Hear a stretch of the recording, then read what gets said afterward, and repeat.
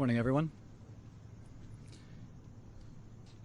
Since we spoke last, the President has continued to improve. As with any illness, there are frequent ups and downs over the course, particularly when a patient is being so closely watched 24 hours a day. We review and debate every finding, compare it to existing science and literature, weighing the risks and benefits of every intervention, its timing, as well as any potential impacts a delay may have. Over the course of his illness, the President has experienced 2 episodes of transient drops in his oxygen saturation. We debated the reasons for this and whether we'd even intervene. It was a determination of the team, based predominantly on the timeline from the initial diagnosis, that we initiate dexamethasone. I'd like to take this opportunity now, given some speculation over the course of the illness the last couple of days, update you on the course of his own illness. Thursday night into Friday morning when I left the bedside, the President was doing well, with only mild symptoms, and his oxygen was in the high 90s. Late Friday morning when I returned to the bedside, the President had a high fever, and his oxygen saturation was transiently dipping below 94%. Given these 2 developments, I was concerned for possible rapid progression of the illness. I recommended the President we try some supplemental oxygen, see how he'd respond. He was fairly adamant that he didn't need it. He was not short of breath. He was tired, had the fever, and that was about it. And after about a minute, on only 2 liters, his saturation levels were back over 95%. Stayed on that for about an hour, maybe, and it was off and gone. Later that day, by the time the team here was at the bedside, the President had been up out of bed, moving about the residence with only mild symptoms. Despite this, everyone agreed the best course of action was to move to Walter Reed for a more thorough evaluation and monitoring. Now I'd like to invite up Dr. Dooley to discuss the current plan. Thank you, Dr. Connolly. Before I begin a brief clinical update on the President's condition, I do want to reiterate my comments from yesterday regarding how proud I am to be a part of this multidisciplinary, multi-institutional team of clinical professionals behind me, and what an honor it is to care for the President here at Walter Reed National Military Medical Center. Regarding his clinical status, the patient continues to improve. He has remained without fever since Friday morning. His vital signs are stable. From a pulmonary standpoint, he remains on room air this morning and is not complaining of shortness of breath or other significant respiratory symptoms. He's ambulating himself, walking around the White House Medical Unit without limitation or disability. Our continued monitoring of his cardiac, liver, and kidney function demonstrates continued normal findings or improving findings.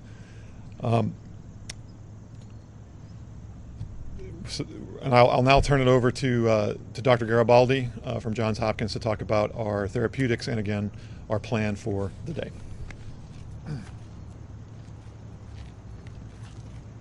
Thank you, Dr. Dooley, and I just wanted to again reiterate what an honor and a privilege it is to take care of the President, but to be part of such a talented and multidisciplinary team here at Walter Reed. The President yesterday evening completed his 2nd dose of remdesivir. He's tolerated that infusion well. We've been monitoring for any potential side effects, and he has had none that we can tell. His liver and kidney function have remained normal, and we continue to plan to use a 5-day course of remdesivir. In response to transient low oxygen levels, as Dr. Conley has discussed, we did initiate dexamethasone therapy, and he received his first dose of that yesterday, and our plan is to continue that for the time being. Today he feels well. He's been up and around. Our plan for today is to have him to eat and drink, be up out of bed as much as possible, to be mobile. And if he continues to look and feel as well as he does today, our hope is that we can plan for a discharge as early as tomorrow to the White House where he can continue his treatment course. Thank you very much, and I'll turn it over to Dr. Connolly for any questions. Just a moment, please. The President wanted me to share how proud he is of the group. What an honor it is for him to be receiving his care here at Walter Reed, surrounded by such incredible talent, academic leaders, department chairs, internationally renowned researchers and clinicians, including the support of Dr. Garibaldi from Johns Hopkins. I'd like to reiterate how pleased we all are with the President's recovery And with that, I'll take your question. So much. Dr. Conley, you said that there were 2 instances where he had drops in oxygen. Can you walk us through the second one? And also, I've got a question for the lung specialist afterwards. Sure. Yeah. Yesterday, there was another episode where he dropped down about 93%. He doesn't ever feel short of breath. We watched it, and it returned back up.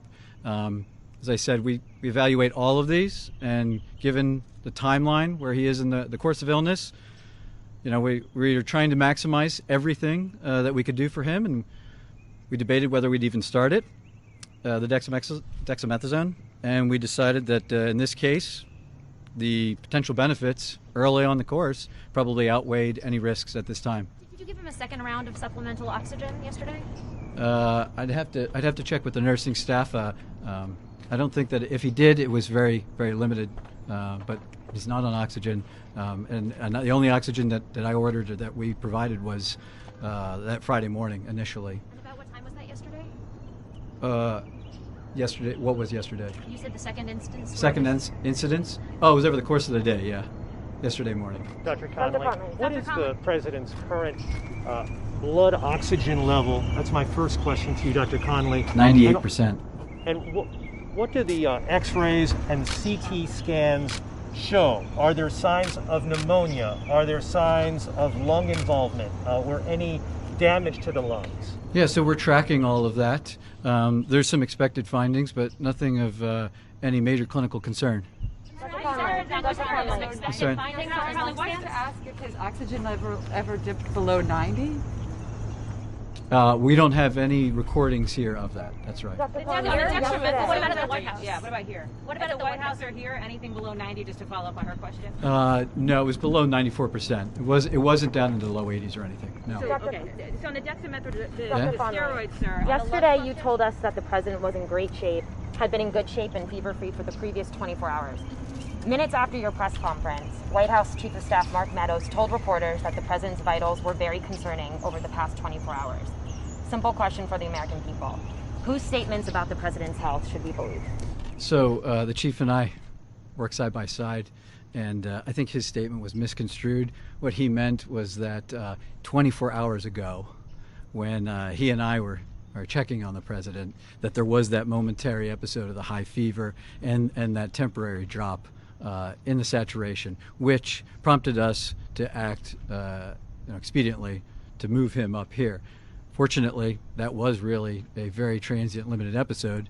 A couple hours later, he was back up, mild again. I'm not going to speculate what that limited episode was about so early in the course, but he's doing well. What are the expected findings on his lungs, and why is the president not wearing a mask in the videos and photos that have been released?